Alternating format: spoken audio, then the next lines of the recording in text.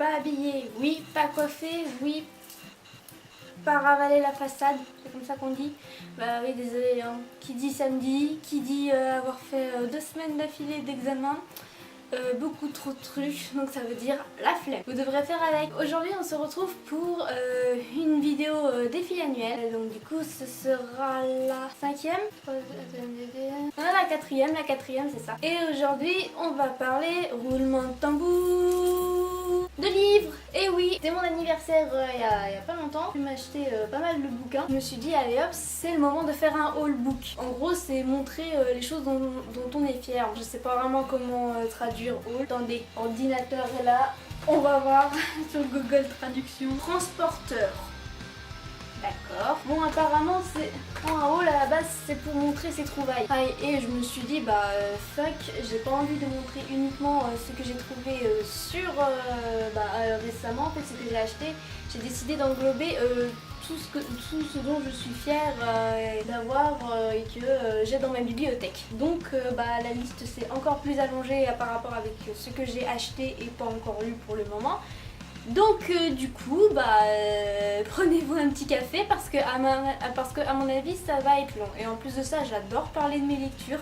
Donc je risque de prendre un petit moment. Donc là-dedans va pas y avoir que des livres, va y avoir des comics, enfin quelques comics, des BD, belges ou américaines, et évidemment des mangas. On commence par en haut, par en bas, par en haut, par en bas, parce que comment vous dire, attendez je vous montre, vous n'avez pas le focus mais voilà, il y a tout ça à présenter et j'en ai encore mis par terre, donc voilà. Bon on va commencer par un manga les gars. C'est Au sommet des dieux numéro 3. Comme les gens normaux, je pourrais vous présenter le numéro 1 bien sûr, mais en fait c'est juste que le 1 et le 2, je les ai lus en bibliothèque. J'ai pas voulu acheter les deux premiers pour lire le numéro 3, donc j'ai directement acheté le numéro 3. Donc qui est de qui d'ailleurs? C'est un mangaka assez connu, alors Jiro Taniguchi ou Baku Yume Makura. Alors je suis sûre que le dessin va en dire beaucoup à pas mal de personnes parce que c'est quelqu'un de très connu qui a fait ce manga. Il me semble que c'est une adaptation en fait. Il me semble que c'est une adaptation et ça parle d'un photographe journaliste il me semble qui va partir en Inde ou au Népal, je sais plus vraiment, je crois que c'est en Inde et qui va redécouvrir cet homme-là qui était un grand escaladeur, de montagne hein, évidemment, et il avait disparu depuis quelques temps. Donc ce journaliste va s'amuser à faire des recherches sur cet homme. On n'avait plus de nouvelles depuis un moment. Il va retracer sa vie de ses débuts jusqu'à la fin et aussi ses projets futurs qu'on apprend dans le numéro 3. Je ne vais pas spoiler. C'est vraiment quelque chose de passionnant et ça montre aussi un gros cliché sur le manga qui montre que c'est pas pour les gamins parce que c'est assez tendu à lire, mais franchement on se laisse très vite prendre au jeu, on se laisse très vite prendre Bon ensuite, ça c'est ce que j'ai acheté récemment, bon je vais pas en parler des masses parce qu'on entend parler partout, c'est Assassin's Classroom 4 et 3. J'ai déjà les deux premiers, hein, ça c'est bon, ils sont dans ma bibliothèque, mais je vais pas en parler plus que ça parce que voilà, soit vous les avez vus en animé, soit vous les avez lus en livre. C'est assez connu chez les mangas, mais pour ceux qui connaissent pas ce manga, en fait c'est une classe, la classe E, qui sont dans un lycée extrêmement spécial où est-ce que tu as environ 95% de réussite et les 5% de non-réussite en fait il les case dans une salle à l'écart de l'établissement. Là ils se sont dit ouais, vu qu'ils sont nuls on les fout ailleurs, hein, on va entraîner les autres à leur cracher à la gueule et aussi on va les entraîner à devenir des assassins. Et au début de l'année scolaire, et on va leur envoyer un nouveau professeur qui s'appelle Monsieur Koro, qui a cette tête là en jaune normalement, qui est en fait un assassin professionnel qui a déjà fait exploser la lune. On demande au fait à la classe entière de réussir à l'assassiner dans l'année en fait. Je vais pas m'attarder dessus en fait parce que voilà, il y a beaucoup de monde qui en ont déjà parlé. Ok, J'ai attrapé ça au passage. Bon, je suis en mode mouton, je me suis laissée attendrir par les résumés de My Hero Academy. Ça aussi on en parle partout, donc je vais pas en parler plus que ça. Apparemment c'est dans une population il y a beaucoup de super-héros, genre 90% de la population, ouais c'est ça, 90% de la population ont des pouvoirs et le reste, et les 20% sont des gens normaux et parmi ces 20% il y a un petit garçon là qui veut devenir comme son idole, qui est juste là, qui est un super-héros et on va lui donner une chance de devenir un super-héros en étant normal, un garçon normal, sans avoir de pouvoir, à entrer dans une académie pour devenir un super-héros. L'histoire en elle-même est complètement débile, tu vois, mais je vais quand même essayer et si j'y arrive pas, j'y arrive pas, hein, j'y peux rien, mais je me suis laissée tenter. Ça va être spartiate, hein, ça va être manga, livre, machin. Bon, je vais me laisser tenter par celui-là. C'est un livre que j'ai acheté récemment. Oui, c'est Manon Neko qui me l'a acheté. Et c'est Crazy Neko qui me l'a acheté pour mon anniversaire, me semble-t-il, l'année dernière. Qui est Hulk, agent du Shield, tome 1. C'est Bruce Banner qui en a un peu marre de se cacher, donc du coup il décide de s'allier au Shield. Il est dirigé par, comment elle s'appelle, l'autre conne là ? Ah, Maria Hill, c'est celle qui remplace Nick Fury. Bruce Banner, en fait, on a un peu marre de se cacher et tout ça, donc il devient un agent du Shield et il explique plus ou moins comment il peut utiliser Hulk de façon intelligente en quelque sorte, et à la fois Bruce de l'autre côté va pouvoir faire ses recherches. Il y a des scènes assez surprenantes et tout ça, et apparemment le fait qu'il devienne agent du Shield et que Bruce dise comment maîtriser Hulk aux agents du Shield, ça va plutôt l'amener sur la bonne voie, donc ça se passe plutôt bien dans le tome 1. Après je demande à voir le tome 2. Je sais pas s'il est sorti, j'ai pas vraiment regardé, donc voilà. Ensuite, donc Deadpool, les noces de Dracula.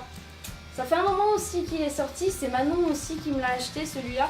C'est le premier comics de Deadpool que j'avais et j'aime bien ce Deadpool parce que l'histoire c'est que fait engagé par Dracula. Oui, pour ceux qui connaissent pas, il y a un Dracula dans l'univers Marvel. Il s'est fait engagé par Dracula pour qu'il aille chercher fille qu'il doit épouser en fait, qui est une succube, et leur mariage devrait faire une alliance entre le monde des vampires et le monde des monstres en fait. Évidemment c'est du Deadpool, donc ça va pas se passer comme il faut en fait. Et j'aime bien ce comics parce que je connaissais pas l'univers de Deadpool et tout ça, et on se rend compte à quel point il est varié, on arrive bien à découvrir le style de Deadpool qui change complètement de celui de film, je trouve.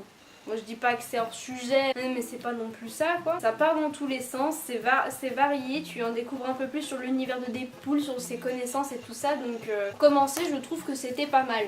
Après peut-être que je me trompe, je suis pas une pro du comics. Ça, c'est les comics dont je suis le plus fière. On va faire ça dans l'ordre. Récemment j'ai acheté ça. La Ligue des Gentlemen Extraordinaires Century tome 3 2009, fait par Alan Moore et Kevin O'Neill. La Ligue des Gentlemen Extraordinaires, en fait, beaucoup doivent connaître le film. Et en fait, c'est des personnages tirés de romans des années 1800. Donc normalement dans le film, on a l'homme invisible, on a Wilhelmina de Dracula, Dorian Gray. On a le chasseur, je sais pas du tout où est-ce qu'il vient, on a Tom Sawyer, on a le capitaine Nemo et on a Dr. Jekyll. De Dr. Jekyll et Mr. Hyde qui se font engager pour éviter une sorte d'apocalypse en fait, par Monsieur M. La Ligue des Gentlemen Century, c'est la suite en fait. Se fait en 3 tomes, donc celui-là, le numéro 3 en 2009, c'est le dernier. Avant cela, il y a 1910 et 1965. Donc 1910, t'es encore dans la période victorienne. Tu sors pas énormément du contexte basique. La période Jack l'Éventreur, me semble-t-il, ou juste après Jack l'Éventreur. Ensuite, là t'as les années 16, 70s, donc Babaku, l'Ecstasy, voilà, le livre te donne tout de suite la couleur. Et 2009 qui est carrément de nos jours en fait, et on arrive à se retrouver en fait. Et on passe d'univers complètement différents, genre là c'est un univers extrêmement terne, et les deux autres sont, celle-là est très colorée bien sûr, et celle-là est mitigée en fait. Il y a beaucoup de contraste entre la couleur et le entre la couleur et le sombre. Je l'ai pas encore fini, je l'ai commencé à lire mais je ne l'ai pas encore fini. Dring dring, oui, allô, c'est qui? Donc en gros, Century, de quoi ça parle? En fait, on n'a qu'un seul personnage qu'on connaît, on a qu'un seul personnage qu'on le connaît bien là-dedans, c'est Wilmina, donc la vampire. Et c'est un peu logique parce que parmi tous ses autres collègues en fait, c'est la seule qui est immortelle, donc c'est normal que ce soit la seule à rester dans la Ligue des Gentlemen Extraordinaires. Et elle est accompagnée de Orlando, Alan et on a deux autres, je me souviens plus de leur nom, mais pas du tout. Orlando qui a bizarrement la capacité de se transformer en femme et qui a vécu plus de 3000 ans en fait. Je sais pas d'où ils ont sorti ce personnage, mais c'est spécial. Donc, mais de toute façon, Orlando, Wilmina et Alan, c'est les trois personnages qu'on va suivre dans cette série-là. Wilmina, on se doute pourquoi. Orlando apparemment est immortel aussi. Et Alan, lui, a plongé dans une sorte d'eau de source pour garder l'immortalité et pouvoir les suivre et rester dans la Ligue des Gentlemen Extraordinaires. Et leur but là-dedans, c'est d'empêcher l'Antéchrist de mourir, de naître en fait. Et pendant environ, ça fait combien d'années en fait ce bordel? Ah ouais, ça fait le machin, ils ont mis 90 ans à faire la mission quand même, c'est con hein. Et je suis plutôt fière de les avoir, mais vu que j'ai fini ça, ça voudra dire que je dois choper l'intégrale qui se passe avant cette histoire. Donc mon portefeuille ne va pas me dire merci en tout cas. En tout cas, moi j'aime beaucoup le style, c'est très varié en fait. C'est toujours les mêmes dessinateurs et tout ça, mais c'est extrêmement varié. J'ai eu beaucoup de mal à entrer à partir du premier tome et tout ça. J'ai eu beaucoup de mal à le terminer parce que c'est quand même très lourd et il faut quand même poser le décor et tout ça. Mais au final, ça se lit tout seul. À partir de celui-là, ça glisse tout seul. Après, je sais pas si c'est l'univers qui fait ça, mais en tout cas, ça marche plutôt bien. Ok, ça c'est un livre que je viens de commencer. Black Messie. Alors, le truc, je comprends pas trop. C'est écrit Black Messie, donc on est d'accord que ça s'appelle le Messie noir. Sans lire la tranche derrière qui te dit que c'est un roman policier, la première page que tu vois avec de l'écrit, c'est une citation de la Bible. Donc t'es là, tu te dis what the fuck. Donc en gros, l'histoire, c'est un roman policier à la base qui se passe en Toscane, me semble-t-il. Le capitaine des carabiniers, Jacopo Di Orto, mène l'enquête. Proche de la retraite, il n'a plus rien à perdre. Dans une course contre la montre, il fouille la fosse où la boue des mystères italiens s'est amassée. Depuis la Renaissance, le mal refait régulièrement surface dans ce pays qui semble béni des dieux. L'Italie actuelle paraît pourtant purifiée de ses secrets. Mais si derrière les apparences, il y avait que chaos, violence et guerre de pouvoir. Une suite en fait d'un fait réel en fait qui se passe après une enquête qui est réelle et qui a été tellement horrible que ça a influencé des livres tout au plus horribles comme par exemple Le Silence de l'agneau. C'était l'enquête du monstre de Florence. Je viens de le commencer en fait comme vous voyez et ça te met directement dans le bain. Donc j'ai peur, je sens que je vais faire des cauchemars. On continue dans les livres ou pas? Vous en pensez quoi? On continue dans les livres? Non, j'ai envie de garder le meilleur pour la fin. Allez, donc ça fait longtemps qu'on me l'a offert. La dernière fois que j'ai vu Jonathan, il m'a offert ça, que je n'ai pas encore lu, j'ai pas encore pris le temps de lire. Je sais pas du tout ce que ça a donné en fait. J'aime beaucoup Hulk, mais celui-là, je me demande de quoi ça va parler. Je vois pas trop ce que je peux dire là-dessus. Par contre, j'ai 2-3 trucs à dire sur celui-là que j'ai eu pour mon anniversaire, qui est Spider-Gwen, que j'ai trouvé extrêmement chelou parce que pour ceux qui ont regardé Amazing Spider-Man, c'est la copine de Spidey à la base. Sauf que d'après ce que j'ai vu écrit là-dessus, c'est que c'est pas Spidey, c'est pas Peter Parker qui s'est fait radioactiviser par une araignée, c'est elle. Amazing Spider-Man 3 c'est sorti il y a longtemps. Je pense qu'on sait tous le sort à la base de Gwen là-dedans. Donc comment vous dire? Est-ce que ça veut dire qu'à la fin du bordel. Peter Parker va mourir à cause d'elle. Je me demande, et c'est pour ça que je l'ai acheté en fait, parce que j'ai trouvé ça extrêmement perturbant en fait. Est-ce que ça va être l'histoire vue de Gwen, mais que le final va être le même? Est-ce que ça va être elle qui va prendre du recul sur Peter parce qu'elle aurait provoqué la mort d'un de ses proches? Et vu qu'il n'a pas beaucoup de proches, ça doit être Tante May. Ça me fait poser beaucoup de questions ce comics en fait. On va passer par en bas. Ça c'est des BD que j'ai depuis un petit moment déjà. C'est les Chroniques de la Lune Noire. C'est numéro 10. Donc au même titre qu'au Sommet des Dieux, j'ai fait un stage en librairie et j'ai découvert les Chroniques de la Lune Noire en essayant de connaître un peu plus mes produits, on va appeler ça comme ça. Et j'ai carrément lu les intégraux. Du coup je me suis retrouvée à vouloir la suite à partir du tome 10 en fait. J'aime beaucoup cette histoire. Ça fait très longtemps que j'ai lu le début. C'est très compliqué parce que apparemment on n'est pas du côté des bons. Là on est du côté du diable, de la sorcellerie et tout ce qui va avec en fait là. L'histoire, jamais réussi à retenir son nom. Wismer Hill. Bah, ce bonhomme là, il était pas en mode Sauron à la base, c'était un gamin naïf et tout ça. Et qui a fait des rencontres, des amis pour la vie déjà. Qui a rencontré des personnes malveillantes et qui s'est rendu compte aussi de ses origines en fait. Et ses origines sont totalement démoniaques en fait. Donc voilà, là où j'en suis, ça se passe pas forcément bien. J'ai hâte de voir la suite quand même. Voilà. Puis j'ai celle-là qui est de la même chose, c'est un hors-sujet en fait. Il parle d'un des personnages principaux de cette histoire et vu que c'est mon personnage préféré, je l'ai acheté et surtout j'aime beaucoup son histoire. Ouais, c'est son histoire de sa naissance à la rencontre du personnage principal. J'ai déjà lu la sienne et celle de Pile ou Face, un autre personnage là. Et je préfère largement la sienne, donc du coup si je devais choisir, j'ai pris celui-là. Ensuite, qu'est-ce qu'on a d'autre? Donc c'est Zombilenium de Arthur de Arthur de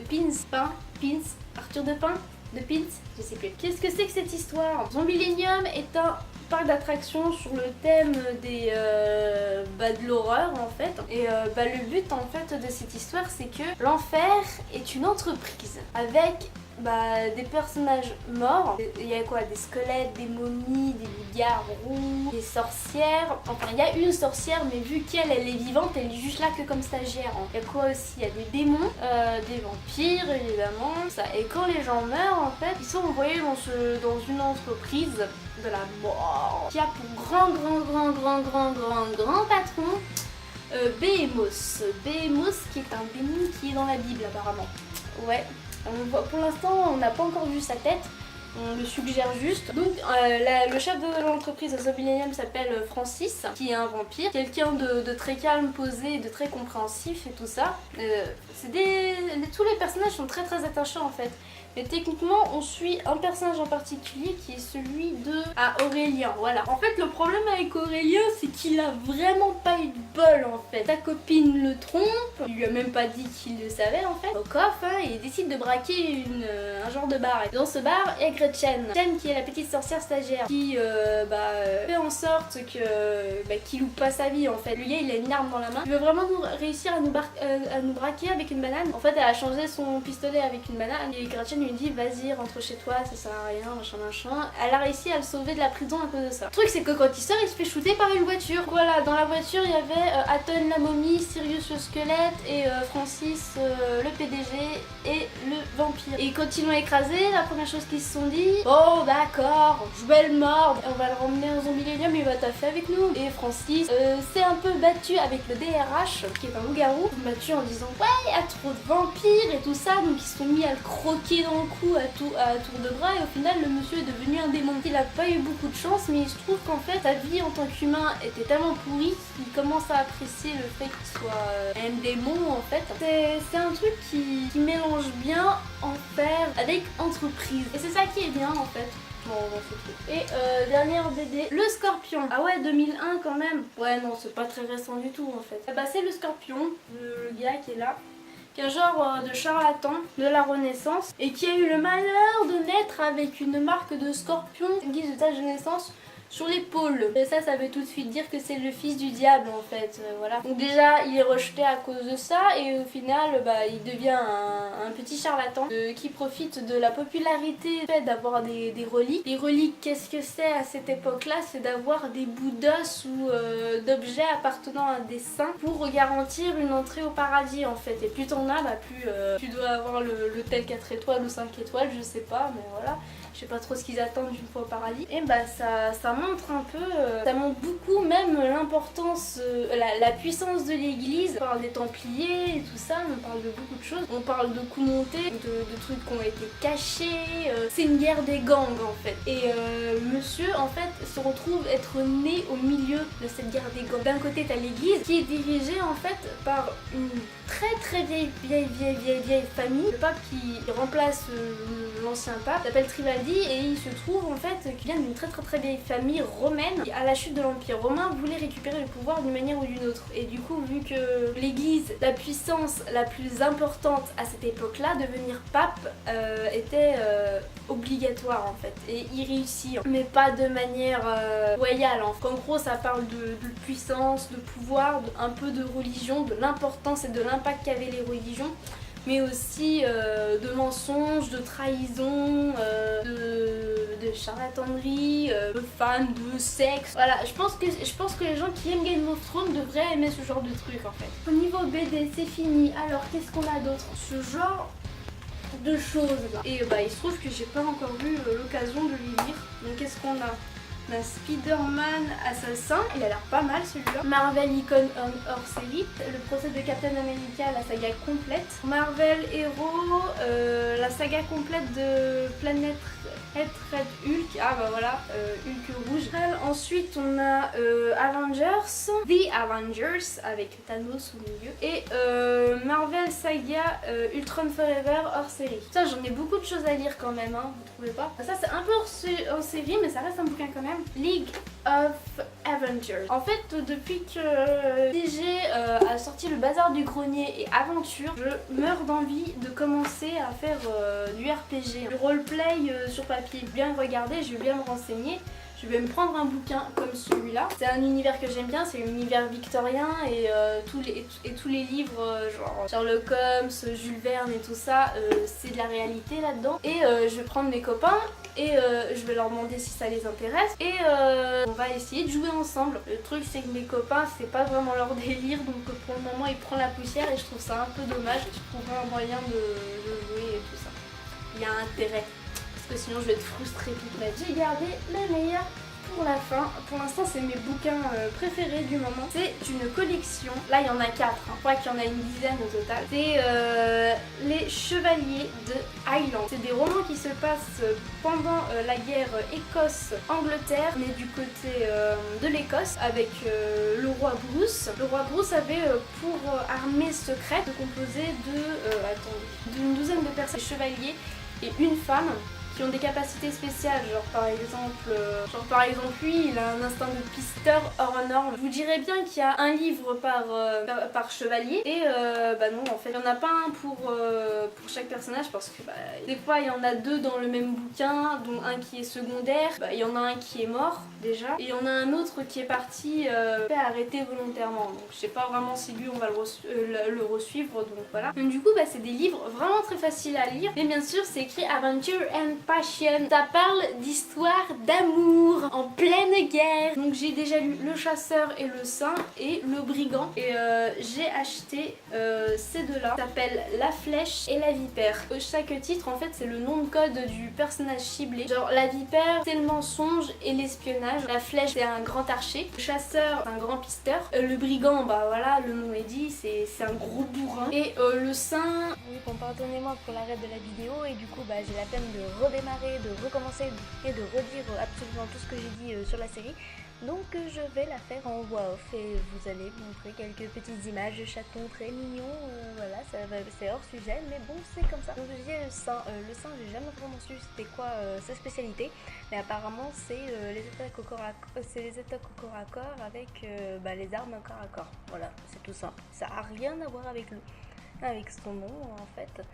On l'appelle le saint parce qu'il n'allait pas pécho des meufs quand il était célibataire. Voilà, c'est comme ça que ça marche. Donc en bref, ce que j'aime bien dans cette histoire, c'est que ça montre bien les histoires de la guerre et la romance. Mais bien sûr, c'est unique. C'est presque beaucoup, même beaucoup que de la romance et du cul. Oui, ça c'est un peu cru, mais oui, quand les scènes de olé olé et tout ce qui se passe après, comment ils font des bébés et tout ça, bah c'est pas caché du tout. Donc on sait absolument quelle personne cibler. Quoique ça peut très bien cibler les hommes aussi, parce qu'il y a un truc intéressant. C'est qu'on a le point de vue de chaque personnage. Genre à un moment on est avec le point de vue du personnage masculin et le point de vue du personnage principal féminin. Et bon, ça arrivait qu'une fois quand j'ai lu le sein, mais il y avait une histoire secondaire à côté où est-ce qu'on avait, on avait aussi une histoire d'amour, hein, une love story, c'est un peu le principe du truc.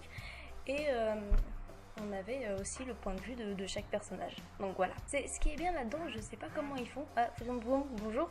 Je sais pas comment ils font dans ce truc-là, mais ils ont réussi à m'intéresser à une histoire d'amour alors que les trucs cucul à praline, j'en ai rien à foutre, mais un truc de malade. Ça m'énerve au plus haut point. Des fois, il y a des histoires d'amour dans les machins. Hein, j'ai envie que ça passe, mais plus que tout, parce que ça ne sert strictement à rien dans l'intrigue ou des merdes comme ça. Alors que là, bon, vu que ça tourne tout autour, c'est très logique que ça se passe comme ça, mais c'est super bien, c'est pas cucu, c'est peut-être un peu je t'aime moi non plus, viens me chercher sinon je me barre, ou des trucs comme ça. C'est un peu les sujets classiques, mais c'est beaucoup plus brut, ça part pas par quatre chemins et c'est vraiment très cool, je le conseille énormément. Et surtout au public féminin, on va pas se le cacher, mais pourquoi pas au public masculin si ça leur intéresse. Voilà, je crois qu'on a terminé en fait. Heureusement d'ailleurs, parce que tout refaire à la voix off, ça m'aurait un peu saoulé. Donc en plus ça dure assez longtemps la vidéo, à ce que j'ai compris. Donc je vous laisse sur ce sujet-là. Ah oui, au fait, la musique qui est en fond, c'est une musique de Mister Yeye qui s'appelle Les Anges Déchus. Désolée, je sais plus sur quelle chaîne j'ai piqué la bande son, et c'est une musique énorme que je vous invite à aller écouter sur la chaîne de Mister Yeye. Je dis ça comme ça, hein, c'est tout. Voilà. Donc je vous dis à la prochaine pour de nouvelles aventures. Ciao!